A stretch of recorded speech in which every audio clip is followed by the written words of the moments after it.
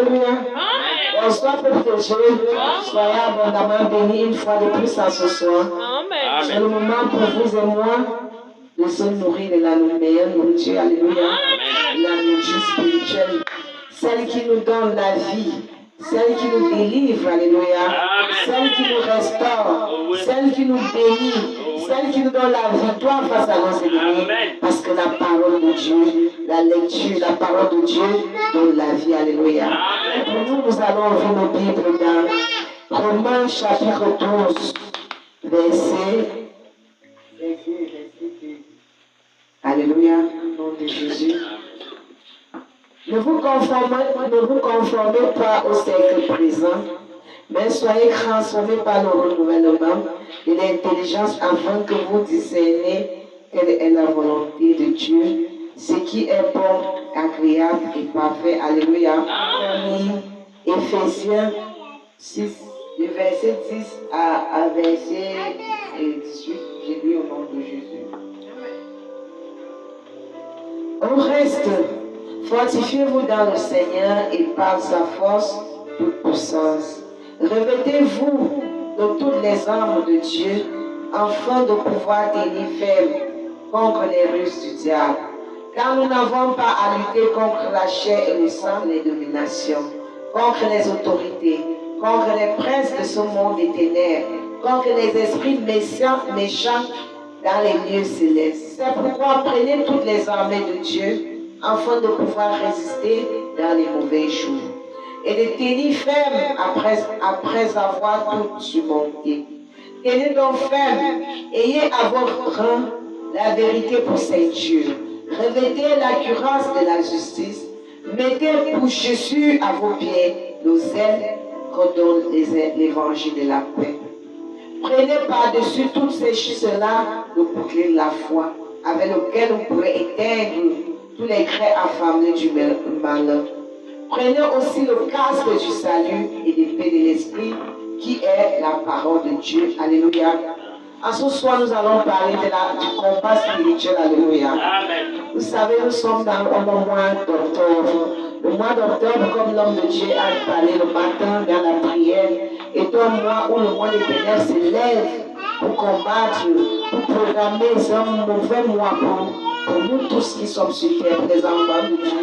Raison pour laquelle en ce soir, nous allons comprendre ce qu'on appelle un combat spirituel. Alléluia. Le combat spirituel, comme a dit d'abord Éphésiens, mais je vais définir. Le combat spirituel est une guerre ouverte entre le royaume de Dieu, dirigé par Jésus-Christ, et les puissances des ténèbres conduites par Satan. Alléluia. Le plus de la guerre de ça, c'est cette guerre, le plus de cette guerre étant les âmes humaines. Alléluia. Dans les combats, c'est pour soit dérober les enfants de Dieu du chemin du plus nous que plus elle. Nous sommes venus sur terre pour adorer au Père, pour l'adorer, pour le glorifier et pour pouvoir obtenir le salut, pour rentrer au ciel, à nos paradis. Alléluia. Mais le monde des ténèbres, c'est là pour nous faire sortir de la voie en nous faisant les attaques. Alléluia. Tout enfant de Dieu, tu ne peux pas être un enfant de Dieu sans avoir les combats. Tu seras appelé à combattre. Nous sommes venus sur terre à travers le combat. Nous savons, comme Éphésiens, nous avons lu dans Éphésiens 6, que les combats spirituels, alléluia, c'est pas avec la chair. C'est pas avec les mots, ou bien on va prendre les trucs. Non, c'est à travers la prière, comme on a dit.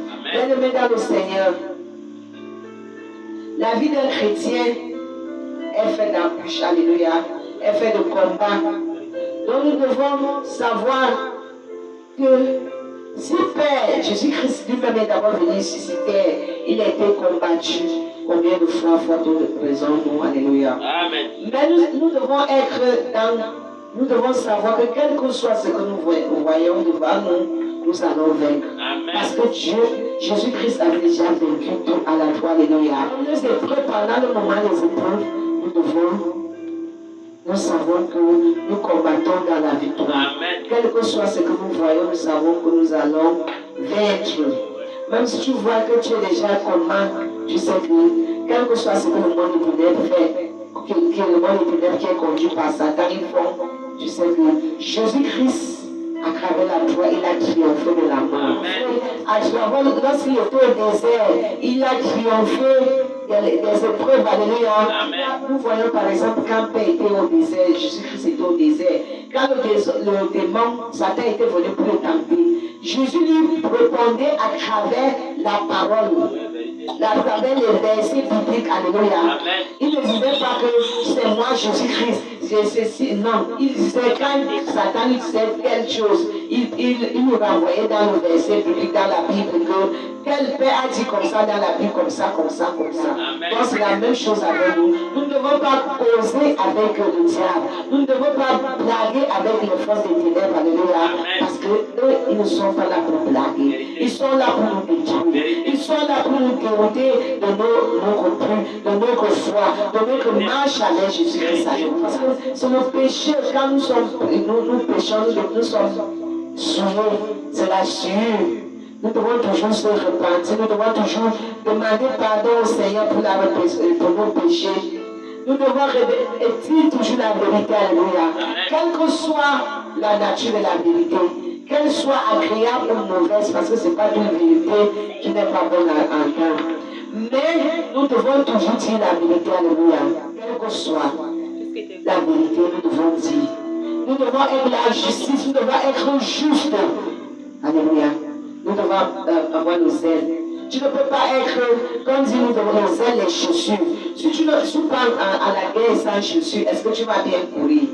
Tu ne vas pas bien courir. Mettons les chaussures, les ailes dans la prière.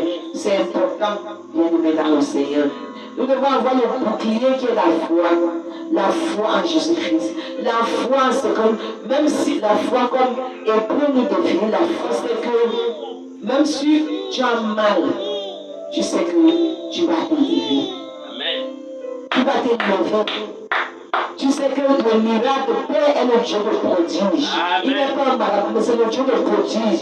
Quand on sait que c'est fini, c'est là où il vient souvent se lever. Alléluia. Si un chrétien, tu vis, tu es chrétien, tu n'as pas de combat. Pose-toi des questions. Alléluia. Si tu vis seulement le miel, pose-toi des questions. Est-ce que je suis vraiment encore sur le droit chemin? Parce que la vie avec Christ, la marche avec Christ, tellement ta lumière dérange le monde des ténèbres, ils vont te persécuter, ils vont te faire tout. Mais on se relève toujours, alléluia. Les épreuves nous donnent la sagesse. Les épreuves nous permettent de mûrir. Les épreuves nous permettent de grandir dans la foi. D'avoir un témoignage des épreuves.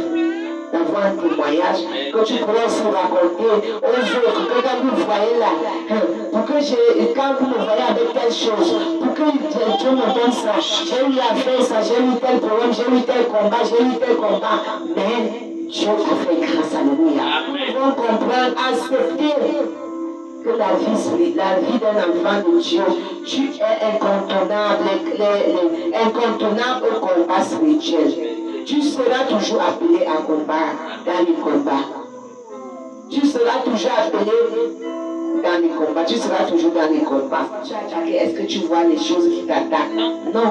Tu sens seulement une douleur, peut-être une fatigue. Parfois, ça arrive même souvent, tu te réveilles avec les marques de sang au corps. Tu ne sais même pas quand est-ce ça arrivé. Mais tu sais que c'est le monde des ténèbres qui est influencé, qui t'a combattu. Nous devons revertir les âmes afin de guérir ferme. Parce que le diable est tellement rusé. Tu crois qu'il va venir ici. Dès que tu bloques là, il sort de l'autre côté. Dès que tu bloques là, il sort de l'autre côté. Mais ce qui est mauvais avec lui, il croit qu'il est rusé. Mais Dieu, le Saint-Esprit, est le bon rusé des rusés. Parce que qui a créé ça? C'est Dieu. Il était d'abord le Fils de Dieu avant de devenir se développer. Donc, s'il fait tout ça, c'est Dieu même qui ne laisse pas. Alléluia. Parce que si tu vis seulement le miel, tu vas te noyer de Dieu. Tu vas te noyer de Dieu. Il faut parfois connaître la difficulté de quelque chose pour connaître sa valeur. Tu dis à Dieu, Père, je veux peut-être le travail, Dieu te donne le travail. Là, tu ne vas pas connaître la valeur de ce travail, alléluia. Si tu pries pendant 6 ans, 1 an, tu demandes à Dieu. Quand Dieu va te donner ce travail, alléluia, tu connaîtras la valeur de ce travail. C'est des attaques qui deviennent souvent physiques. Que quelqu'un te cherche, mais le genre d'attaque, alléluia, ne prend pas la force. Tu sais que Père, c'est la force tranquille, tu restes tranquille. Si tu as une vérité à dire, tu dis ta vérité, tu restes tranquille. Parce que tu sais que Jésus-Christ, qui est le roi des rois, le Seigneur des seigneurs, Yeshua Amashiach, fera le reste, alléluia. Et tu passes dessus. C'est là que nous devons toujours rester dans la présence de Dieu, dans la prière, pour contrecarrer certaines attaques. Parce que quand tu as la lumière en toi, quand tu es en parfaite communion avec Père, la connexion est bien, alléluia. Quand ils viennent, c'est comme les amortisseurs. Quand ils viennent pour te faire ça amortir, pas comme ça rentre encore sur le jeu. Quand ils viennent pour te faire ça amortir, pas comme ça rentre encore. Donc c'est pour ça que bien aimé dans le Seigneur, nous devons contrecarrer ces attaques avec les armes que Père nous a données, alléluia. Nous devons contrecarrer les combats spirituels avec ces armes. Avec ces armes, nous devons les contrecarrer. Parce que quand tu ne connais pas, on va venir te développer, on va venir voler, on va venir te fatiguer, on va venir te faire ci. Ce que tu voulais faire, tu ne pourras plus. Quand tu vas contrecarrer ça, tu vas continuer à avancer, alléluia. Nous voyons par exemple le peuple d'Israël, comment Dieu voulait faire sortir de l'Égypte. Il nous montre un exemple similaire avec la vie de l'Église, alléluia. Ils ont passé le temps pour quitter de l'Égypte pour arriver à la terre promise qui était à Canaan, là où Dieu les avait promis. Nous voyons comment leur histoire nous fait montrer la vie des chrétiens, leur passage d'Égypte jusqu'à Canaan. Leur processus, c'est presque la même chose avec nous, les enfants de nos jours. Traverser de la mer Rouge, c'est la sortie d'Égypte, c'est nous, sortie du monde.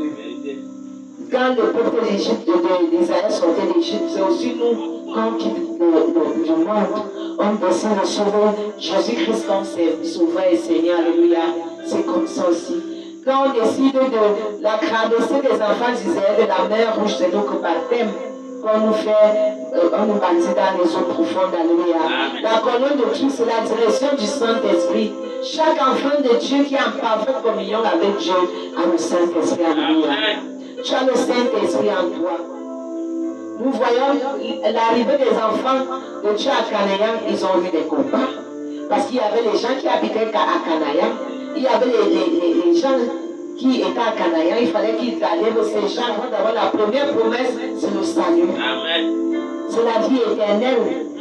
Avant de voir notre promesse ici sur terre que Dieu nous a donnée, alléluia. La promesse a été réalisée. C'est la même promesse que Dieu nous a faite dans nos vies. Chacun de nous ici présent a une promesse. Nous allons lire Exode 3, chapitre 3, verset 7 à 8. Au nom de Jésus. L'Éternel dit, j'ai vu la souffrance de mon peuple qui est en Égypte. Et j'ai entendu les cris qui lui font pousser ses oppresseurs. Car je connais ses douleurs. Je suis descendu pour les délivrer de la main des Égyptiens et pour les faire monter de ce pays dans un bon et vaste pays, dans un pays où coule le lait et le miel, les lieux qu'habitent les Cananéens, les Hétiens, les Amoriens, les Pharisiens, les Éphiens et les Jébusiens. Alléluia. Ce passage nous montre la clé de la victoire. Alléluia. La clé de la victoire au combat spirituel. Alléluia. Dieu dit, il a conduit les enfants d'Israël dans un pays où coule le lait et le miel. Amen. Alléluia. Jésus-Christ avait chassé les démons et il avait guéri les malades sans mentionner les esprits démoniaques. Jésus-Christ avait chassé les démons, guéri les malades sans prononcer les esprits démoniaques. Alléluia. Je vois déjà certaines personnes parler souvent aux démons. Si moi ton nom, oh si, moi je suis si.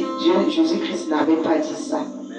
La parole de Dieu vivant est l'âme la plus puissante contre les tentations du diable.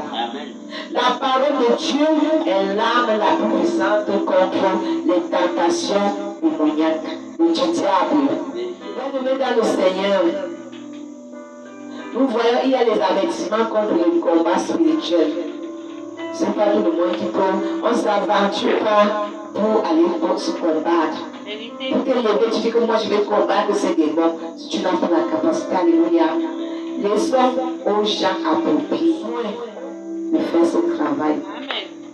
Comme je vois maintenant tout le monde, c'est tout le monde qui se joue. Commence à discuter avec lui. Il va te trouver chaud dans ta maison, comme elle avait dialogué avec le diable. Et le diable l'avait manipulé et elle est échouée, elle est tombée. Donc nous ne devons même pas laisser une faille. Nous ne sommes pas, c'est deux mondes différents. Ténèbres et lumière. Et lui ne se mélange pas. Et ça ne se mélangera jamais. Dans son coin. Ce qui peut même encore dominer, c'est la lumière qui doit dominer. C'est la lumière qui doit écraser le monde des ténèbres. Pourquoi donc le Seigneur dialogue avec lui quand tu es dans tes prières de combat, quand tu es dans ton combat spirituel, tu laisses quelqu'un d'autre te dire, moi je suis Satan, je vais te dire, tu n'écoutes même pas. On ne dialogue pas. Parce qu'il va te mentir, tu vas échouer à ta mission. Tu vas même te décourager, tu vas même te décomposer. Le zèle, la puissance que tu avais quand tu priais, ça va partir. Donc ne cédons pas à ça. Quand tu veux prier, parle plutôt. Tu parles au nom de Jésus. Tu déclares la parole de Dieu. Tu ne dis même pas ce que le démon dit. Alléluia. On ne doit pas écouter ce qu'il dit. Ça ne nous intéresse pas. En résumé, les clés de la victoire au combat spirituel, il faut dépendre de la puissance de Dieu. Alléluia. Nous devons dépendre de la puissance de Dieu. De la puissance de Dieu, pour que de compter sur la nôtre, parce que nous ne sommes rien. Nous sommes faibles. Nous ne pouvons rien par nous-mêmes. Nous ne pouvons rien par nous-mêmes. C'est Jésus-Christ, le Saint-Esprit, qui nous aide, qui nous guide, qui nous donne la force. C'est Dieu qui nous donne le zèle, la force. Alléluia. Ne comptons pas sur nos forces. Ne comptons pas sur nous-mêmes, ou bien sur nos enfants, ou bien sur nos parents. Comptons sur Jésus-Christ pour nos combats spirituels. Alléluia. Pour livrer nos batailles, nous devons compter sur Jésus-Christ. Nous devons compter sur l'esprit du Saint-Esprit. Alléluia. Qui est la parole de Dieu. Fais appel à Dieu avec persévérance. Alléluia. Et c'est écouté. Parce que quand tu vas comparer que le monde de prière, il faut dire, si tu es belle, il va te dire ça. Il va te dire ça. N'est-ce pas, toi tu es ceci, n'est-ce pas, tu as fait ceci. Il va te dire. Il faut être propre. Il faut être pur. Nous ne devons pas nous soumettre au Seigneur du diable. Nous devons résister à ses œuvres. Alléluia. Et sachant que l'Éternel des armées est notre protecteur. Quand il dit oui, personne ne peut dire non. Alléluia. Quand il dit fin, personne ne peut dire continuer. Alléluia. C'est que c'est tout. Donc ce soir, levons-nous dans la prière, bien-aimés dans le Seigneur. Levons-nous dans la prière. Le mois d'octobre, c'est un mois qui a commencé le mal de combat. Mais nous savons par la grâce de Dieu, nous combattons dans la victoire. Quel que soit ce que nous voyons, quel que soit ce que nous voyons, nous savons que le Fils, nous avons la victoire.